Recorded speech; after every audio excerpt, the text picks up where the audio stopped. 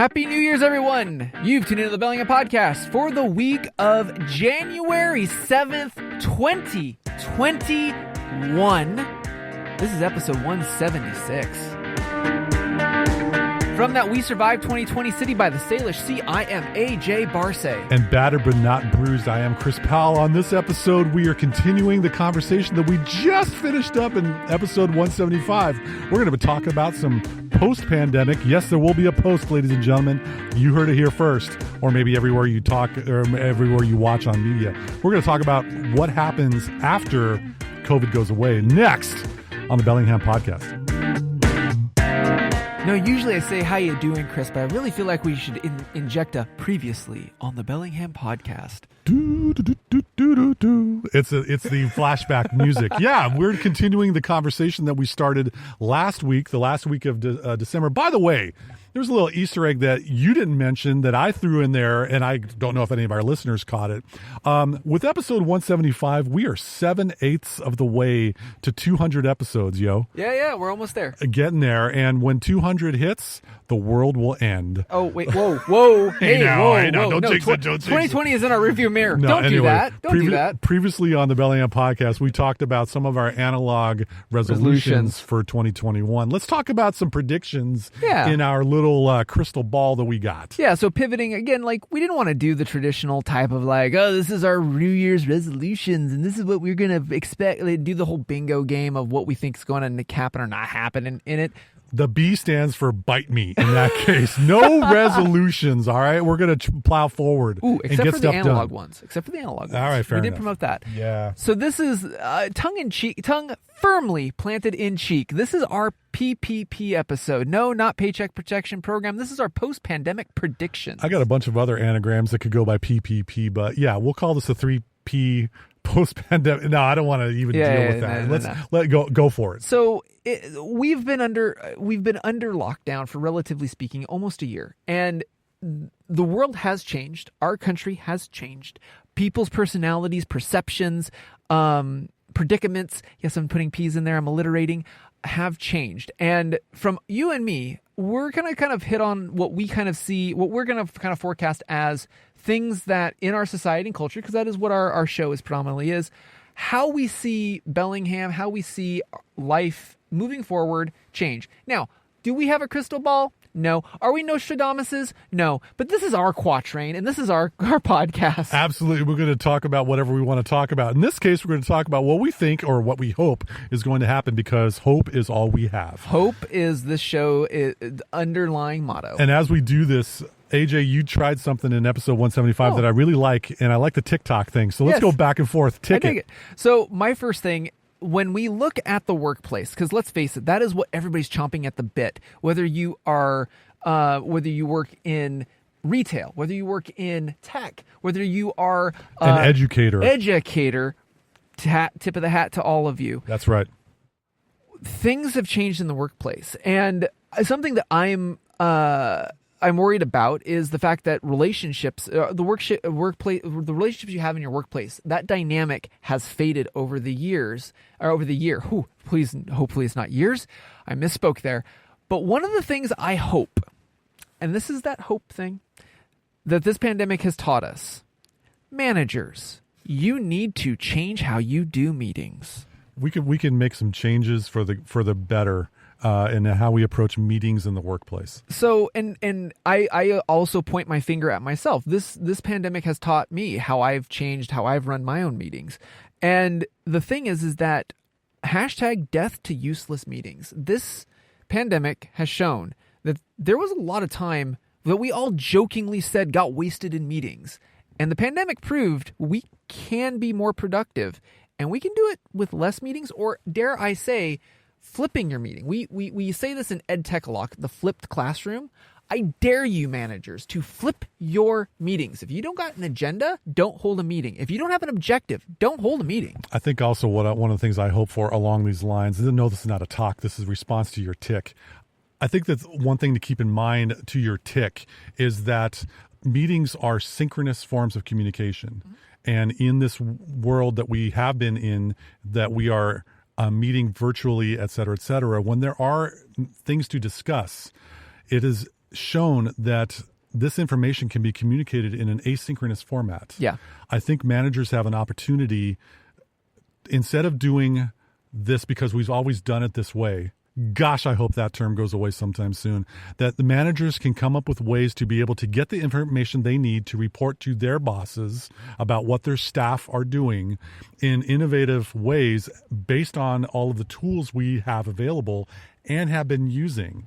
If you are using Slack, Yeah. chime in this way. You have a record of the information from your employees. If you're using Microsoft Teams. If you're using a Google Doc, if you're using a voicemail system, Sure. you got the record of it. Why do we all need to be in person at this scheduled time, at this scheduled location virtually? When we get back into the workplace, sure, it's going to be great to meet again, but that could be saved for brainstorm sessions. Yeah. When it comes to reporting status, what's a plural of status? Stat-I? Sure, sounds great. That would be a wonderful way to be able to enhance, change, come up with a new way of doing things in 2021. Oh, well, especially because we're all going to be chomping at the bit to make movement. Like, a lot of people for the last several months have probably felt pretty stick in the mud. And I'm just imploring people that want to see recouped time and see recouped progress, well, let that be unbridled of those people. And let's not bring back the token meeting. Let's use it as a productive collaboration, innovation, all of the vations, vivation. Put those in your meetings. Okay, I'm Tick. Talk. All right. My talk, instead of managers, I'm going to be talking to our clients and our customers. Oh, the flip side. So I've had tremendous success working from home, doing what I'm doing from a technological support standpoint. In what I'm doing in customer service, my clients have realized that things are very busy. Yeah. They have, as a result, adjusted their expectations for resolutions to an issue. In other words, they've given me more time. They've allowed me to have time to be able to work on other stuff to be able to get to them. I hope that once we return to the workplace, the tyranny of the urgent is eliminated and customers' expectations are adjusted. That yes, you have an issue that you need to get resolved, and patience will be appreciated. Yeah. That's it. I hope that there will be. I don't need this now. There are some issues that need to be solved now. Yes, we will totally make time for that. But when it's an informational question or other types of, I need this for something of a 1 out of 10 scale of necessity, give us some additional time. Yeah. And we'll be able to get to you, but just that adjusted expectations. Tick. So my tick, sense of purpose, life goals, and community. This is something I think the pandemic has definitely put a magnifying glass on. And I think across the generations, there's going to be some sort of shift. Like leading up to this, we had the gig economy running rampant. We had a lot of different issues that are not going to be talked about on this podcast. But quite frankly, from the society and culture perspective, I'm hoping that work here in the United States is not seen as the end all be all definitive version of a person's identity. And I'm hoping that working much like you, working from home, I've had a great appreciation. Sometimes it's hair pulling, but I have a great appreciation of working at home and being at home with my family more. That commute was null and void. And that is time that I got back. And I hope that even employers realize that is a perk that employers can build into packages to retain said talent. Being flexible and having, that office space at a physical building, perhaps not being a corner office anymore. And, this was a trend that we saw, like the whole open workplace. You and I mocked it several episodes where it's like, great, everybody puts headphones on and they're still in their own silo. Introvert nightmare with the open office plan, yeah. But here is a way that the open office, because those spaces have been built, they're physically still here, can be still utilized. Again, going back to the collaboration, because that is what businesses need for a thriving ecosystem of whatever they're producing, but also giving that perk of time. You don't get it back. You can make all the money in the world, but you cannot roll back that clock. unless you're a Time Lord, just saying. But I hope life goals and also community. Like, again, I got concerns about when we do go back to the workplace of that workplace dynamic is going to be changed because we have changed in the last year. And I'm backing myself up with data because, of course, we're academics. APA, so the American Psychological Association, back in 2012, produced a white paper, a journal article, and it looks at the generational differences of young adult life goals, the concern for others, and civic orientation. Twenge, Campbell, and Freeman, for those academics in the audience. And in it, it talks about the differences that are seen across the generations of what they see as importance and what they identify as community. And this pandemic, I'm going to be curious to see what the research says is a shift in that. Cross-generational, whether you're a boomer all the way down to Gen Z. Yeah. Yeah. And we got a link to that PDF of that paper in the show notes. And for the love of Andre the Giant, drink. So, yes, that will be very good. Talk. One more work thing, and then we're going to talk about some societal stuff. Yeah. I think that we've always done it this way. We've always been in our offices Monday through Friday, 9 to 5, doing the thing just like that song that Dolly Parton sung. 9 to 5. Stop it. I love Dolly. Stop it. I know. I love Dolly too. Just stop singing that song. Okay, got you. All right. I mean it. Look at me. Stop singing it. I'm just kidding, folks. I want to have some more variety that work can get done outside of the office. Yeah. When we're allowed to go back to the office, to be able to handle, because workers have been having to juggle family life, kiddo raising, their job, and maintaining a life all at once. To get some of that appreciation for doing this over-the-top stressful work, allowing workers agency, if possible, to be able to work from home and the office and come up with some hybrid approach. And not because if you do this for one, you have to do for them all. That's a tough, slippery slope. Now, if you are a server at a restaurant, you can't really work from home. Right. But there are a number of workplaces that, a little less lights on in the office building can save money on the electricity bill. Yeah, this is definite research that was growing pre-pandemic. Yes. And just to be able to have the agency, can you work in the office Monday, Wednesday, Friday, stockpile your meetings and your in-person time for the collaboration and in-person support, but yet have Tuesday and Thursday for that time to be able to have in the home. You got to take care of your kiddos. Oh, by the way, for the parents with kiddos, you're saving a ton of money on childcare when you're not in the office and have established that you can do the work and parent your kids, saving some money that way. It's a win-win. Yeah. I'd love to see a little bit more agency for people to decide how they're going to get their work done, as opposed to punching the clock and going into the office. Yeah, I agree. So my tick, there's going to be a bottle that is going to pop for everybody. And that is, my analogy for that is, we're going to have experience overage. People have been locked up, cooped up, stir crazy, pent up, cabin fever. And when that bubble pops, there's going to be a sonic boom of people claiming time off, leisure, travel, and I'm gonna call it the global travel carnivale. And out of it, I think we're going to see a big chunk of that out of the millennial generation, largely because we mentioned in previous episodes that, the millennials are typically the experiences over things, and they're going to be in that professional sweet spot where they have, disposable income and survived said pandemic. The thing I would warn is going back to our analog I almost said analog manifesto because I'm so used to saying that. Our analog resolution episode is, hopefully you made the analog resolution that if you do travel, dear listener, you keep your phone planted firmly in your pocket. Experience the fact that you are wherever you're going to be, Cancun, Puerto Vallarta, Paris, okay? You did not just spend a year of your life and then rush out just to get a selfie. Live it up. That's well said. Okay. I would agree with that.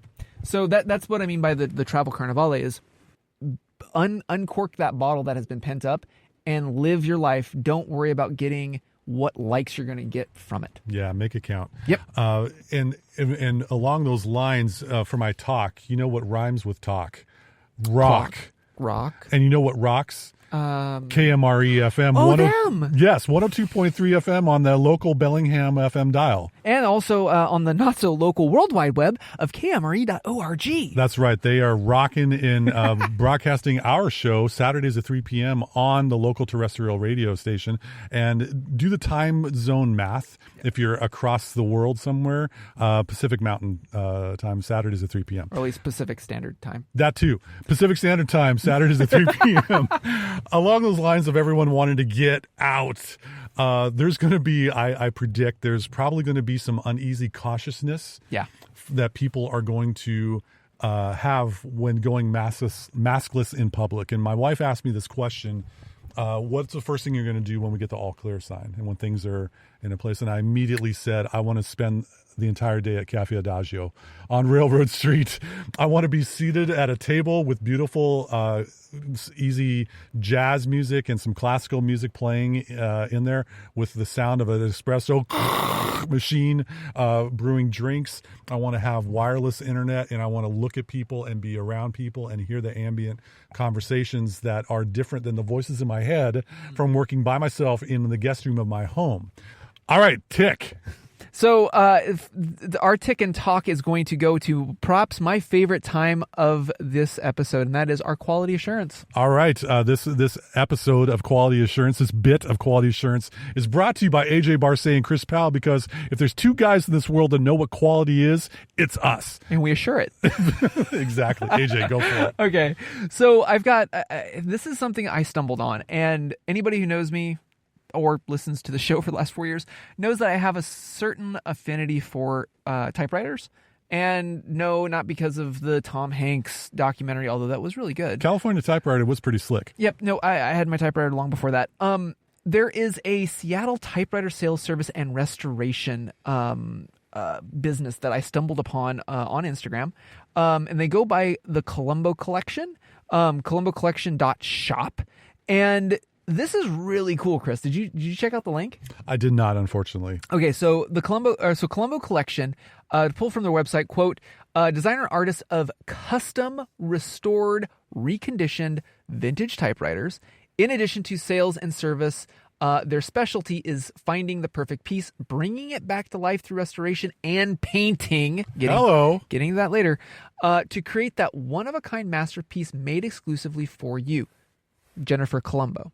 The owner of owner and proprietor, yeah. So they have a cool Instagram as well. This, dear listener, so I've deconstructed, I repaired my typewriter that I found. And what's cool about these old typewriters, they had some really cool color schemes. But however, in the late 60s and early 70s, they did not have a good color scheme. It was that very, dare I say, USSR coloring scheme where it was just like, you can have any color you want as long as it's beige or green.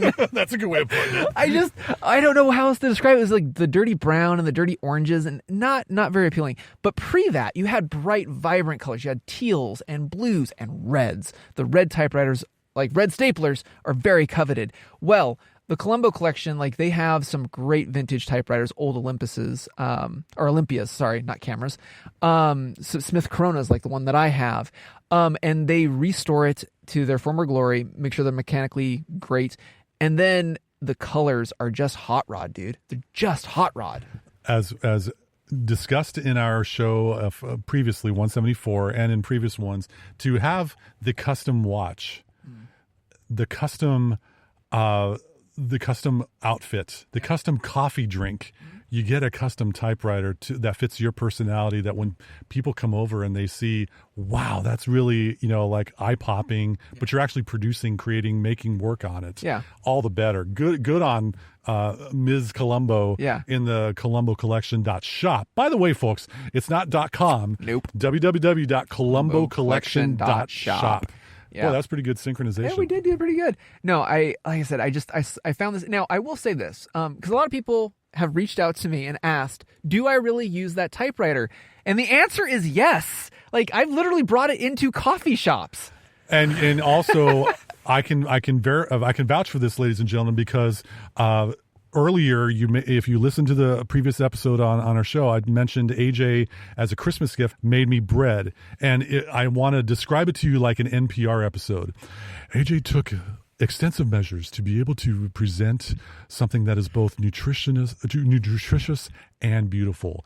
AJ took his artisan quality bread and wrapped it in a brown paper material using some rope to be able to tie it all together, and then as the coup de grace, if you will, added a tag wishing me a Merry Christmas that was done on a typewriter because it was the perfect AJ Barce gift, because I know this homeboy for about 7, 8 years. 9 years. Yeah, we're going on a decade. My goodness, what has happened to time? No, AJ uses a typewriter, and he had the tag for the Christmas gift created on his typewriter. Good on you. Yeah, I don't own a printer, so like that's how I type. Funny thing, I don't own a printer either. Yeah, well, go figure. Anyway, what's your quality assurance, Chris?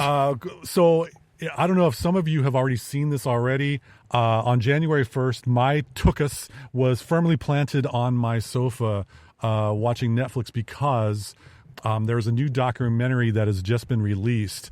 So there are two guys, Joshua Fields Milburn and Ryan Nicodemus. They're called the Minimalists. And these two guys did a documentary called Minimalism. I think it was back in 20s. It was in the past, but they've been blogging about minimalism and that lifestyle choice for going on 10 years now. Yeah. And they have a new documentary called Less Is Now, starting off 2021 with a little less. Cool. I definitely think it's something to watch. If you got a chance to be able to take 2 hours of your time and sit down and enjoy something, it'll give you a different perspective if you're not well-versed in the minimalism ideal mindset. Did Matt D'Avella produce this one as well? Yes, he did. Oh, rock on. Yes, indeed. Yeah, no, I've got it in my watch list. I haven't been able to get to it. Well, I mean, there's stuff going on as we've started 2021. You got a list of things to do. But that quality assurance, I had an opportunity. I don't know if I mentioned this on the episode. I actually met one of the minimalists. Now, I'm going to be a fanboy here, and I'm going to talk a little bit. All right. But so Ryan Nicodemus is the darker haired of the duo. And for the initial documentary, the Minimalism, it had a showing in Seattle at a local theater. Independent theater house. Right next door to that is a coffee shop. So being the prepared person that I am, there's some peas in there. I get to Seattle and that destination well early ahead of time because I don't trust Seattle traffic. Yeah, no. And so I got there and I got a couple hours to kill. So I'm going into the coffee shop. I'm just hanging out. Have a full bladder. Of course. As would be expected. And I go to the cash register to get the key to the bathroom because I went over there. Oh, you need a key. All right. So I'm waiting in line. And there's a gentleman in front of me with longish hair. And it doesn't really faze me too much, but I look at the side of his head and it's the dude from the Minimalists. And I said, Ryan Nicodemus. And this is, pre-mask days where I was able to do this. Back in the day now. Yeah, exactly. And I just said his name and he turned around and I go, my name's Chris. I'm a big fan. I'm here for the documentary. Just want to say hello. Because I'm not one of these, I love your work. Can I get your autograph, please? That's not my style. But he go and I held out my hand to shake his hand. And I go, hey man, I love your work. Looking forward to the documentary. He goes, hey man, I'm a hugger. And this dude who's like 5'10" or something like that, and I'm 6'3" and I'm a bit of a beast. He just said, hey man, I'm a hugger. And he just gives me this hug and I'm like, okay. And that's cool. And I do the whole, bro pat.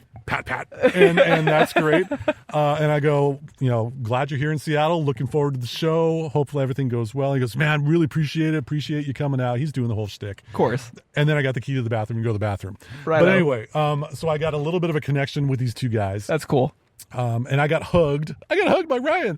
What's up, Ryan? Check out the Minimalist Less Is Now documentary on Netflix. It should be available in your probably new arrivals section for that. So, that I'm looking forward to that one. So so now that I'm done yammering about that, AJ, I'm going off script right now, and I got a pop quiz for you. Ooh, I hate pop quizzes. Yeah, well, you're gonna deal with this one anyway. So, going back to Columbo Collection, Yeah. and as you're describing the process of what they do to customize, restore, or get you that perfect piece, you've got your Smith Corona. Yeah. Now, what color is that one? So it's a vintage 1970s Smith Corona Galaxy Deluxe, and it's got a kind of a teal top part and kind of that off-white regular where the keys are and stuff. It's a two-tone. You probably would be able to see it in some of your Instagram posts, I would imagine. Oh, yeah. It looks so. It's basically in the same vein as like a vintage Fender Stratocaster, that teal color. Seafoam green, baby. Yeah. A little bit darker, but right, that era. Good. So riddle me this, Batman. Let's just say that now you have an opportunity to get your perfect piece because you've been limited to what's available. What typewriter and what color? What is the AJ Barce special? There is, and I'm not as well versed in typewriters as I am in watches, but there is. When I was doing research on the Smith Corona, there was, and I think it was an Olympia that was made back in the heyday of like Pan Am, and it was a flight typewriter. So it's like the laptop of typewriters, if I may say. And it was called I want to call it like the Sky Chief or Air Chief or something like that. And it was super small, super lightweight. I'd love to get my hands on something like that. Hey, Jennifer, you listening? We could use your input on this, but anyway, continue. Yeah, no, so, something like that. Because I have, like knucking aside, I have brought my Smith Corona to back pre-pandemic days, to the coffee shop and stuff, and it always turns heads, and I always get good conversation out of it. The clacky clack will always turn heads, yeah. If not that, Olympia did, or a few actually typewriters did this, where they had cursive script as opposed to sans serif or serif cases on their keys. I've seen, I had a friend of ours, shout out to Nora, I think she listens to the show. She has one. And that's just really cool. But if I'm more of a function over form, I'd have to say probably one of the those old airline. If they have a full keyboard, that'd be cool, dude. But what color would you get? Wow, that's a good question. Like my default would be like black, like Chris Powell. Like there's no other color. Matte black everywhere, baby. But yeah, no, like I don't know, like a it'd be cool as a blue, like a navy blue would be kind of cool. Navy blue, maybe to go with some the Baltic. The Baltic. Yeah, I gotcha. I wonder if Jennifer in the Columbo Collection restores forks. If she did, it would probably have some really cool color combinations. I would imagine so. I'll have to get a fork, but in the meantime, let's stick a fork in this episode. That wraps it up for this edition of the Bellingham Podcast. Thank you again so much for listening to us, rating us, reviewing us. Wherever you stop laughing, Chris. Wherever you get your podcast. Remember, if you're in the Bellingham area, this is professional. We got to sound serious. You might be listening to us on KMRE 102.3 FM. They're community powered and streaming all over the internet at kmre.org. I can't be serious, man. This is too much fun. Oh, and of course, we never take ourselves too seriously. I'm AJ Barce. And I'm Chris Powell. Thanks once again for joining us in this new year on the Bellingham Podcast.